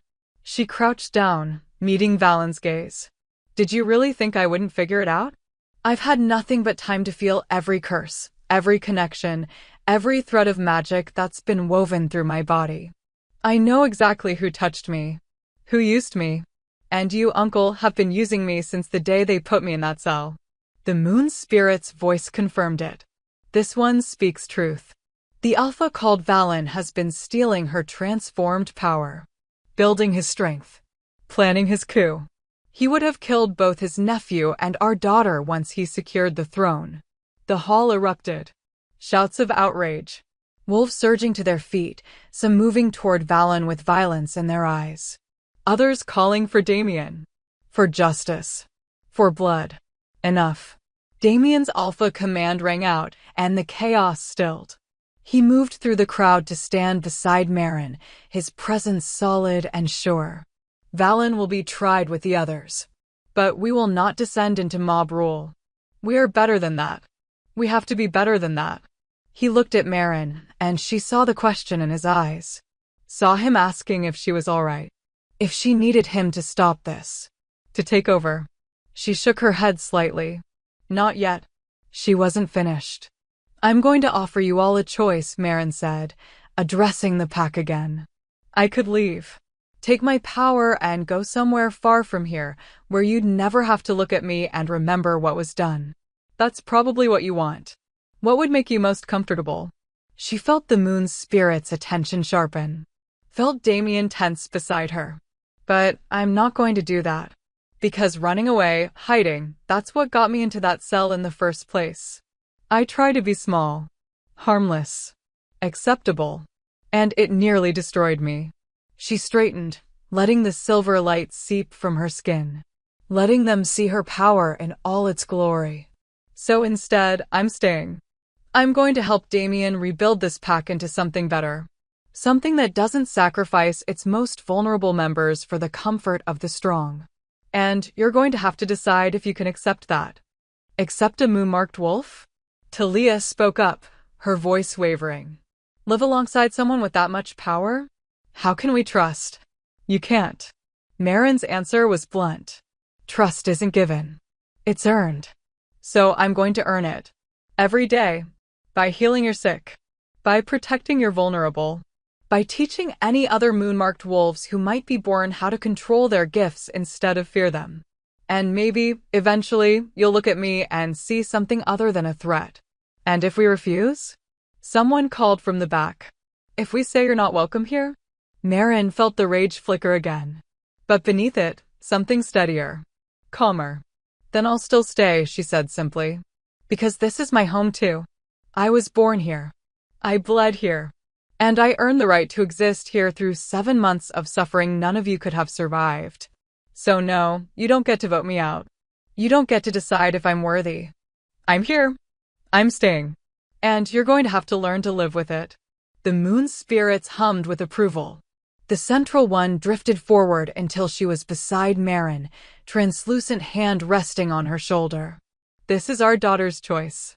And we support it. Know this, children of the pack. She carries our blessing. Our protection. Any who seek to harm her will answer to us. And we are not as merciful as she is. The threat hung in the air, unmistakable. The wolves who'd been muttering fell silent. Even the most aggressive, the ones who'd cheered loudest for Marin's defeat, seemed to understand that this was no longer negotiable. The moon-marked wolf was staying, and the moon itself would ensure her safety. One more thing. The spirit's voice softened. Daughter, you have carried our gift with grace and courage. But you need not carry it alone. You have found your anchor. She gestured to Damien. But there are others who would stand with you. Other marked ones, scattered across territories. Hidden. Afraid. Alone. Find them. Gather them. Show them they are not monsters. Build what was broken. A new pack. Marin breathed. Of moon-marked wolves? Not separate. Integrated. A circle within the larger pack. Balance between old and new. Between power and wisdom. Between strength and compassion. The spirit smiled. You will be their alpha. Their guide. Just as he glanced at Damien. Is king of wolves. You will be queen of moon. The title settled over Marin like a mantle. Heavy. Terrifying. Perfect. She looked at Damien, saw wonder and pride and something deeper in his expression. He went on one knee before her, right there in front of the entire pack. My queen, he said simply. My mate. My equal. Tears burned Marin's eyes. But these were different from the ones she'd shed in that cell. These were tears of relief. Of recognition. Of finally being seen as something other than a vessel or a weapon or a threat. She was seen as herself. She reached down, took his hand, and pulled him to his feet. My king, she replied softly. My anchor. My choice. Around them, slowly, wolves began to kneel. Not from fear this time. From respect. From acknowledgement. It wasn't everyone. She could see wolves in the back still standing, still uncertain, still resistant. But it was enough. It was a beginning. The moon's spirits began to fade, their work complete. But before they vanished entirely, the central one spoke once more. Remember, daughter, transformation is not painless. But it is necessary. And you, all of you, her gaze swept the hall, are being transformed. Whether you resist or embrace it is your choice. But the change is coming. The old ways are ending. And something new, something better, is being born. Then they were gone, leaving only the faint scent of moonflowers and frost. Marin stood in the center of the hall, hand clasped with Damien's, and looked at the pack that had tried to break her. The pack she'd chosen to save anyway. So, she said, her voice steady despite everything. Who's ready to start building something better? And in the silence that followed, one voice called out. Then another. Then another. I am. Not everyone. Not yet. But enough. Always, always enough. 6 months later, the world looked different. The temple in the northern forest had been rebuilt. Not as a ruin, not as a hiding place, but as a sanctuary. A place where moon-marked wolves could come without fear. Where they could learn to control their gifts instead of suppress them. Where they could be seen as blessed instead of cursed. Marin stood on the temple steps, watching the sun set over the forest. She wasn't alone anymore. Never alone. 3 young moon-marked wolves trained in the clearing below, 2 girls and a boy, all of them rescued from packs that had been preparing to contain them. To repeat the cycle. But Damien's network of loyal wolves had found them first. Brought them here. Given them a choice. And they'd chosen to stay. Behind her, she heard footsteps. Familiar. Warm. Damien's arms wrapped around her waist, pulling her back against his chest. You're thinking too loud, he murmured against her ear. I'm thinking about how close I came to never having this. She leaned into him, into the solid comfort of his presence. If you hadn't come down to that cell. If you'd just passed judgment the way they wanted. But I didn't. His grip tightened. And you're here. We're here. Building something that should have existed centuries ago. She turned in his arms, looking up at the man who'd chosen her when the world said she was worthless. The king who'd risked everything to save someone he didn't know.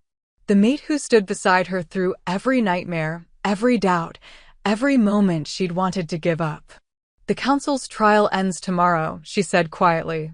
The pack will vote on their sentence. I know. His expression was grave. Whatever they decide, it won't be enough. Nothing could be enough for what was done to you. It doesn't need to be enough. Marin had made peace with that months ago. It just needs to be public. Witnessed. So that anyone who thinks about doing something similar knows there will be consequences. Valen had already been sentenced. Exiled to the wastelands, stripped of his name and power. Some said it was too merciful. Others said it was a fate worse than death, being nobody, having nothing after a lifetime of ambition. Marin didn't care either way. He was gone. That was what mattered. The other packs are watching, Damien said. What we're building here, word is spreading. Some alphas are curious. Others are terrified. A few have already started hunting their own moon-marked wolves, trying to eliminate them before they can become threats. Marin's jaw tightened. Then we find them faster. We save them. We show them there's another way. We. His smile was soft. Proud. When did you start thinking like a queen? When I realized that surviving wasn't enough. That if I have this power, this blessing, I have a responsibility to use it. To protect the ones who come after me. She glanced back at the young wolves in the clearing. They deserve better than what I got. They all do. You're going to change the world. It wasn't a question. Just certainty. We're going to change the world, she corrected. Together.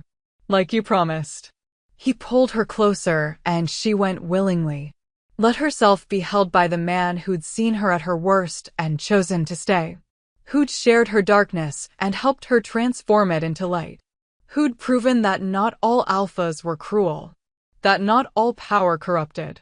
That love, real love, could exist even in the darkest places. I love you, she said against his chest. The words still felt new. Precious. She'd never thought she'd have the chance to say them to anyone. I love you too, my fierce moon queen. He tipped her chin up, and his kiss was gentle, reverent, full of promise. Always. No matter what comes. Below, in the capital, wolves gathered for the final day of the trial. Some came seeking justice. Others came hoping for mercy. And a few, a dangerous few, came plotting how to undermine everything Marin and Damien were building. How to return to the old ways. The comfortable ways. The ways where power stayed with the powerful and the vulnerable were sacrificed without question. But those wolves didn't know what Marin had learned in that cell. That the things which nearly break you can also make you unbreakable. That darkness faced and transformed becomes the brightest light. That a wolf who survives 7 months of hell and comes out choosing mercy over vengeance, that wolf is far more dangerous than any monster they'd imagined. In distant territories, other moon-marked wolves felt the shift. Felt something calling to them. Whispering that they weren't alone anymore. That somewhere, a place existed where they could be safe. Could be themselves. Could be powerful without being feared. And slowly, carefully, they began to move. Began to travel toward the northern forests. Toward the temple that glowed silver in the moonlight. Toward the queen who'd survived and the king who'd chosen her and the sanctuary they were building together. The world was changing. Some would resist. Some would fight. Some would cling to the old ways with desperate fury. But change was inevitable. The moon had spoken. And her daughters were rising. Marin stood on those temple steps, wrapped in Damien's arms, and looked out at the forest that had once been her prison. The pack that had once been her torturers. The power that had once been her curse. And she smiled. Because she'd learned the most important truth of all. She was never the monster they feared. She was the reckoning they deserved. And she was just getting started. Would you have chosen her side? Or would fear have made you stand with the crowd? Would you have looked at a wolf marked by the moon and seen blessing or threat? Would you have been brave enough to question what everyone else accepted as truth? These aren't easy questions. But they're necessary ones. Because in every pack, in every community, in every group of people, there are wolves like Marin. Different. Powerful. Scared. Waiting to see if anyone will choose them over comfort. Will choose truth over convenient lies. And there are wolves like Damien, who have the power to look away, but choose to look closer instead. This story isn't just about werewolves and magic. It's about what we do when faced with someone who's been broken by the world. Do we add to their suffering? Do we ignore it? Or do we reach down into the darkness and help them climb back into the light? Marin spent 7 months in a cell built by fear. But she spent the rest of her life building sanctuaries out of courage. Which will you build? If this story awakens something in you, if it made you feel seen, or angry, or hopeful, or all three at once, then you belong here. At Shayla's Romance Library, we tell stories about wolves who refuse to stay broken. About mates who choose each other against impossible odds. About power that heals instead of harms. We tell stories that burn. Stories that transform. Stories that remind you that being different isn't the same as being wrong. So if you're ready for more tales of fierce queens and devoted kings, of magic that costs everything and love that's worth the price, of darkness transformed into light, subscribe to Shayla's Romance Library. Because the moon is rising, and her daughters are calling. Will you answer? This is Marin's story. But it's also yours. Every time you choose courage over fear. Every time you stand with the broken instead of the comfortable. Every time you look at someone the world calls too much and say you're exactly enough. That's when you become moon-marked too. That's when you transform the world. One choice at a time. Welcome to the pack.